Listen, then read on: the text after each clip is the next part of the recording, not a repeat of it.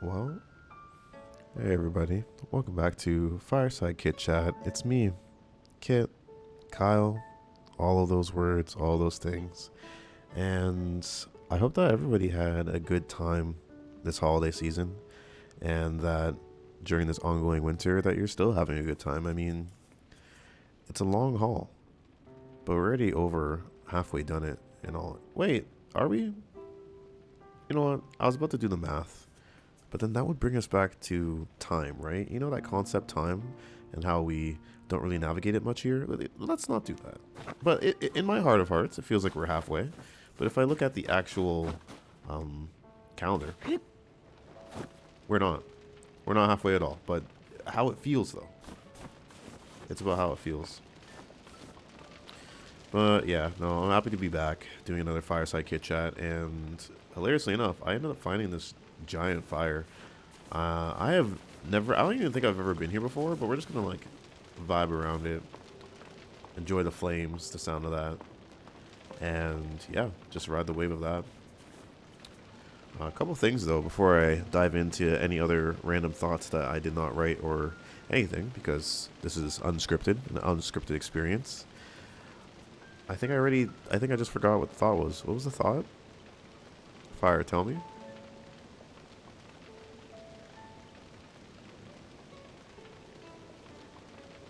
I don't have the thought. Oh, got it. Okay. Thought has returned. You, if you feel so inclined, if you want to email me any things that you don't really want to leave in a comment on a YouTube, that might be towards whatever we talk about on Fireside Kit Chat. I do have an email made for this experience. What is it called? FiresideKitChat at gmail.com. Yeah, you can email me at firesidekitchat at gmail.com and I'll read them. Will I include all of them in all the episodes? No. This is my show. I decide what I include. But I will read them if you want to send something to me. I will. So that is something that we can definitely do in the future. And I can see it spilling into multiple different ways in terms of how it impacts me, impacts those who are sending them in the first place. There's just something magical about that. It reminds me of when I was younger, and still something I participate in today, but when I used to read comic books or reading Nintendo Power, which was a great time. I really do miss physical media that came from the video game world, where it was literally the only real thing that we could get at the time if we wanted to get extra information on a game that we love, or learn about things that are coming out down the pipeline, warp pipeline, if we're going to be Mario specific, and we are, at least just for this moment. But there's something magical about there being a space where people can send emails in, share their appreciation, and talk about things that they are personally passionate about, and then have the creator return that energy back tenfold. I have a lot of warm memories of reading different stories about people and their interactions with video games back then. It's something that should be cultivated still. We are more than allowed to change shape with the times and to move into different modes of connection, creation, and all those things. But there's something that we can always borrow from the past, reinvent, make new. So that is where my heart is at when it comes to including an email that you can send my way. So yeah, feel free to. And we'll move forward with that being a resounding chorus for these Fireside Kit Chats. As far as gaming goes, since the last episode took us back to Skyrim. We were vibing around there, fought a bear or two. In fact, I don't think there was any bears we fought. We fought monk crabs valiantly and beautifully. We did. That was what we did during that last time. We talked about gaming disappointments and basically not just second tries, but third tries. When you return to something that really disappointed you, giving it a second chance, whether it's video games or anything else, books, life, you can apply this to multiple things, but in regards to video games, giving it that second chance. The game that I spoke about specifically was Paper Mario Sticker Star. Since that video, which was question mark amount of days ago, you can go look at the actual stats yourself, I have put in nearly 20 hours in Paper Mario Sticker Star, and what I can proudly say is that I actually love this game now. I have completely reversed my feelings towards the game, which still remain. I can still call them. They still are there as critiques that I could give towards the game and where it could be better and more accessible to um, newer gamers, especially people who are new to the Paper Mario series. If that is your first Paper Mario game, I do not recommend it as your first. I do not. With what I've gained from my Paper Mario experiences elsewhere, it has completely transformed the game to something else entirely. At this point in time now, I am nearing 3,000 coins total, and I'm not done the game. I have at least 3 more worlds to complete. At least 3 more. Yet I am at 3,000 coins. Why is that? Well, it really comes down to the fact that the game wants you to defeat enemies as fast as possible within the first round. So to a point where your HP doesn't matter, because you should be using your stickers so effectively that you don't take any damage at all. What happens when you do that? You get a perfect clear bonus, which gives you more coins, which gives you more funds to keep your sticker inventory high and have all the cards, all the stickers that you like, and you just rinse and repeat the entire game. There are few times where I'll go into a second round, and that will only come down to me maybe doing a poor input or I'm out of stickers, but it just doesn't happen. Now that I'm at this point of playing the game in this specific style, where I really do think it was intended for whoever's playing the game to be as obsessed with stickers as you were when you were a kid, when you went to sticker collection clubs. I am certain that this element of childhood isn't lived by all, but when I grew up, I have very fond memories of joining sticker clubs and trading. And there's scratch and sniff stickers, there's the glossy ones, so many different types of finishes, and that plays itself out in Sticker Star beautifully. There's a obsessive system that you can fall into, and because I am 1,000% a side quester, completionist, all those kinds of things, there is a museum where you can collect every single sticker in the game and manually stick them up, and you get to see this thing fill itself out as you make your way through the game. I'm about 60 or 70% done the museum. But what the system does is encourage me to run back to the hometown called Dekelberg and fill that museum the moment that I get a new sticker. And it's such a beautiful and exciting gameplay loop, which you don't have to lean into at all. You don't have to play the game the way that I'm playing it. You don't have to play any game the way that I'm playing it or that others dictate to you. Most of all, through these Fireside Kit Chats, I want to encourage exploration of self within the gaming world. But honestly, I'm where I stand with things. If you go back a couple episodes back, maybe 3 or 4, you can hear my thesis. One of my primary dreams is to change the world for the better in all ways. Video games are just a Trojan horse, the vehicle through which I manifest and speak to you as Kit TV. One of several personas and forms that I can take. But most of all, at the rock bed, the foundation of all of it is I want to give power to you.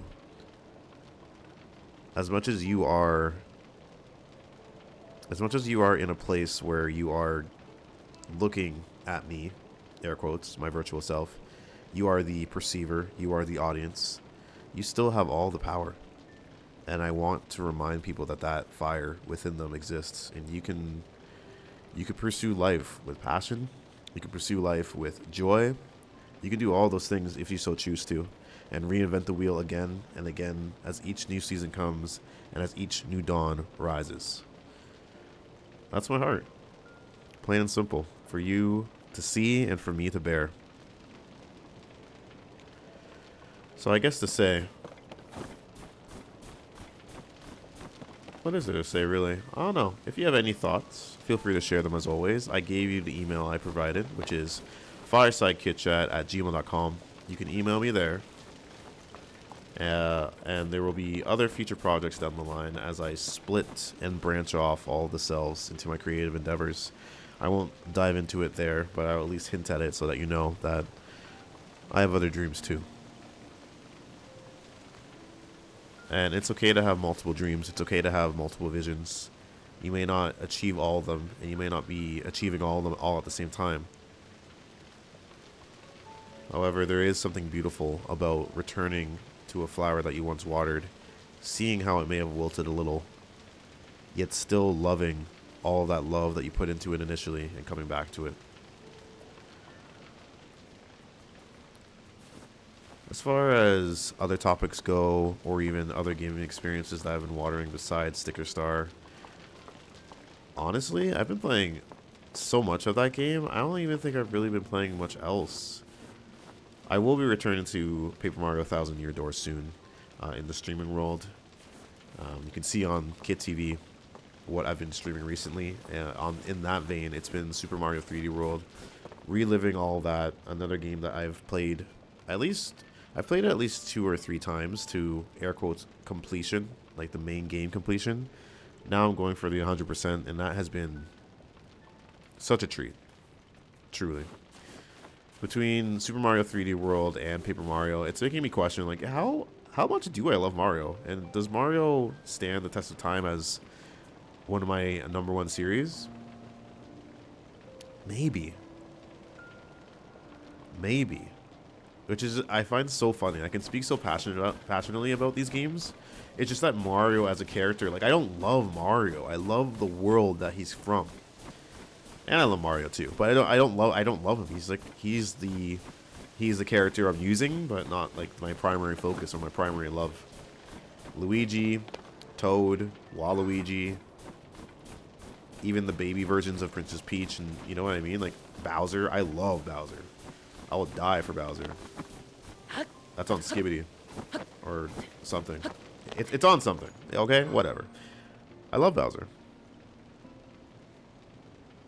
But at some point in time, I think I will make a point to collect my thoughts and figure out who exactly resides in my top 25 game series. I don't even think I'm going to do... well, let's see. I'll probably do several lists. I could do a top 25 game series and top 25 games in general, which can have multitudes from the same series. But there is something easier and interesting about just choosing a series in itself and then ranking it in that way. But yeah, I don't know. There's certainly a lot of opportunities for Mario to be way up there. Mainly the Paper Mario series. That's what makes me exceptionally happy. While we're here, should have a little bit of that, you know. Cut some grass, burn some grass, really.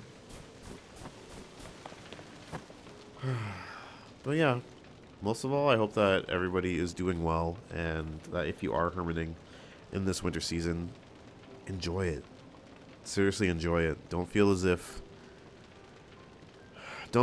you are not doing enough for others because you need to take time to be in your own personal oasis. No one else is going to be able to choose that for you except you. So own that. Embrace it. One of the best ways to cultivate change is having a blank canvas. I'm sure I've said this before in a previous Fireside Chat, but I'm just really resonating and feeling the magic of all that. It really makes a massive difference to have downtime. Because from that downtime, endless opportunities form. New neural pathways are made, and if you don't know what neural pathways are, these are just kind of like the repeated choices that we make are easier to walk down. Think about it like a path in a forest. The path is made clear by the people that have walked it before you. In your own mind, the people that have walked it before you are you. Past versions of you that have made similar choices or continue to make those similar choices. You can always change the path, though. Not easily, due to the history of footprints left behind. But if you have the will, and you see a way, you dream up a way, whether you write it down, you speak about it with others, whatever way it forms, if you form that path and way, a new one will emerge. going back to Paper Mario, since this has been such a great experience for me to go towards something I really don't like and have a lot of mixed feelings towards and come out of it with so much love and appreciation. What really impressed me is the fact that I am not going about this game in a linear fashion at all. I'm not doing World 1, World 2, World 3. I ended up going before I even beat World 1, I beat World 2. There's a way in which you can use, if you know how to use the puzzles within the game, you can go into World 2, defeat most of it. In fact, I'm pretty sure I did beat World 2 before World 1. Then I went back, did World 3 for a bit, and then I unlocked something else that opened up Worlds 4, 5, and 6. So at this current time in Paper Mario Sticker Star, I am halfway through World 5, a little bit through World 4, and mostly done World 3. But the fact that I can just do whatever I want and play the game this way, it's so cool, and it makes replaying a game like so exciting. Plus, if we're gonna stay in the topic of Paper Mario, at least for now, Thousand Year Door, I did that exact same thing. Due to the 100 Pit of Trials, which is it's not necessary. It's only necessary if you're doing a side quest and you want to meet a certain character, but you really do not need to do the 100 Pit of Trials.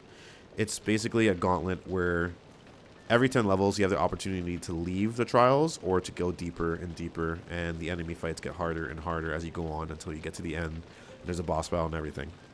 I spent at least 6 hours or 8 hours of gameplay just doing that, leveling up, taking a break, doing the main story, and then coming back, only to find out that I can get all the way to the end, even though I'm so early game, and work the system. So if there's a question going back to you, I'm more than happy to hear about gaming experiences you've had where they are non-linear, where you are given the freedom to kind of do whatever you want to do, make it your own, and yeah, the story that came forth. For me, that kind of approach to gaming reminds me of older eras of video games, like NES era, Sega Genesis. I think there was a lot more freedom in what we were offering gamers, and almost that encouragement, that word of mouth. This actually brings us back to Nintendo Power and gaming communities, just people that were sending emails, message boards especially. One of my core memories, especially in regards to navigating loneliness as a kid and navigating this new concept that was made readily available to all of us, which is the internet en masse, and connecting with people across the world that you may never meet in person, but you do meet through a digital screen. The IGN message boards was a home for me. Whether it was the Pokemon one or the Fire Emblem one, I made a very strong home there. And while it was honestly scary, I didn't always feel confident to comment because some people have abrasive personalities. I don't know what age they are. It was a time in which I was still very much a shy person, but I saw the fire. I saw the fire of their passion. I saw the fire of people creating their own short stories, their own fanfics, and I partook in some of it. I have a story somewhere on a floppy disk called Pokemon X Johto, and in that story, it was a reimagination of the Gold and Silver era of Pokemon, except it followed a version of the main character where he had two Eevee evolutions, Espeon and Umbreon, and in this world, they were able to fuse in a similar fashion to Digimon at the time, or even later when Ash's Greninja started doing that in the Pokemon animated show. If you're familiar with that, you'll know exactly what I'm talking about. The point is, though, is that community is so sacred. We need it just as much as we need our time to be alone and to not be in community, to have our blank canvases, to return to a game without outside opinion, with only your opinions, which can be loud enough without other outside opinions, and reinvent things. Life is this beautiful dance of needing others, not needing others, of feeling rejection and needing that time to heal, and then feeling healed from that and wanting to change the world and go back out there. As long as we honor all cycles of this system, we have nothing to lose, only everything to gain. For what we lose often comes back to us in ways that we can't expect, in ways that are endlessly familiar and beautiful.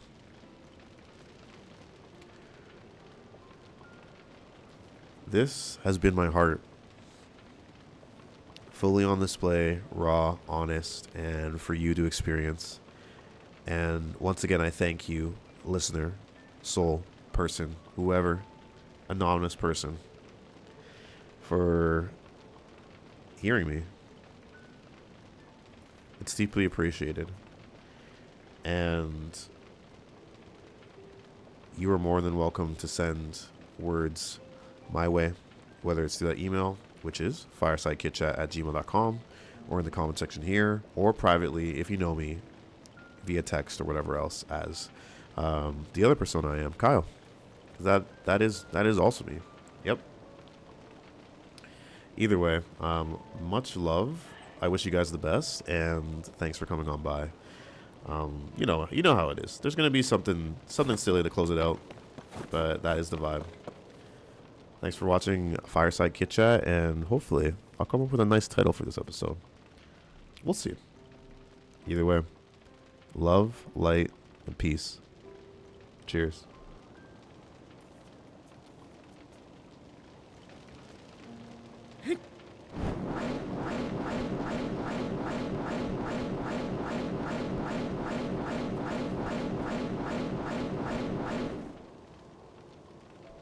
Not so fast. Unless